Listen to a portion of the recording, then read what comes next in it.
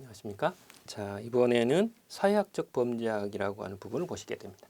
이 사회학적 범죄학은 범죄 원인을 볼 때 지난 시간에 봤던 것처럼 범죄자 개인에 관한 수준으로 보는 것이 아니라 말 그대로 사회적인 수준으로 좀 넓게 보는 거죠. 이런 형태로 시각이 약간 바뀌어가는 그런 부분입니다.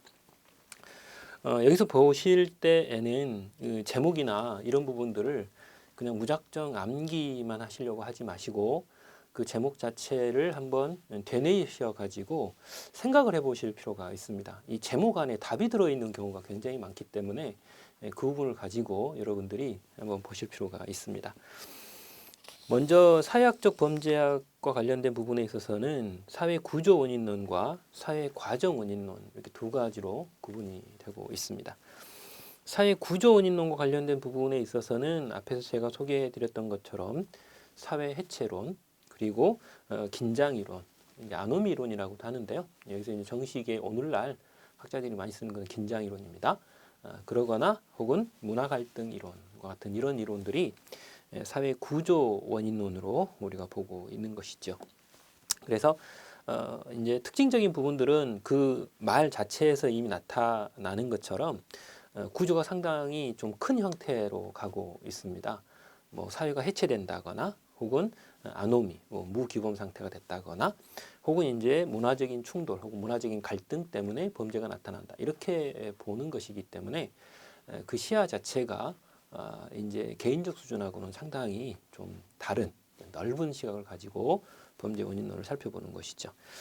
제일 처음에 나오는 것이 이제 사회 해체론입니다. 이 사회 해체론은 문화 전달론이라고 우리가 표현을 하기도 합니다. 이 사회 해체론 중에 제일 첫 번째 견해로 소개될 수 있는 것이 시카고 학파의 범죄 생태 이론이라고 하는 부분이죠. 이 시카고 학파의 범죄 생태 이론과 관련된 부분들은 이제 산업화와 도시화라고 하는 이 단어가 시초가 되는 단어입니다. 시작이 되는 게 바로 여기에 있죠. 이 산업화 도시화라고 하는 말은 언제부터 그러면 나올까요? 여러분들이 잘 아시는 것처럼 18, 19세기에 유럽에서 산업혁명이라고 하는 것이 나타나면서부터 나오는 단어입니다.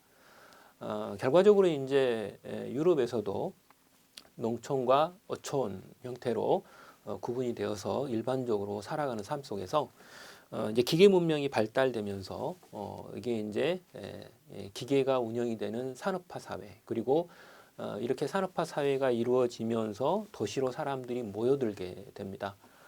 그러면서 도시 안에 익명성의 구조들이 여기에서도 나타나게 되죠. 지금 현재 오늘날의 삶을 생각하시면 거의 비슷한 연유가 되는 부분이죠.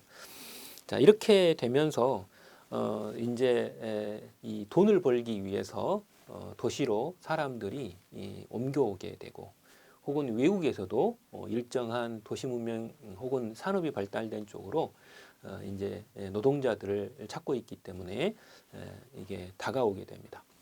그러면서 낯선 사람들이 이주를 해오게 되고 그러면서 이제 그에 따라서 삶의 패턴이 서로 다른 사람들 간의 충돌로 인해서 범죄도 폭발적으로 늘어나게 되고 또 살아갈 만한 집도 그렇게 완벽하게 구축되어 있지 않은 상태에서 결과적으로 이런 범죄들 즉 주거가 열악한 상태에서 이제 살아갈 수밖에 없는 이런 환경들이 나타나게 되죠.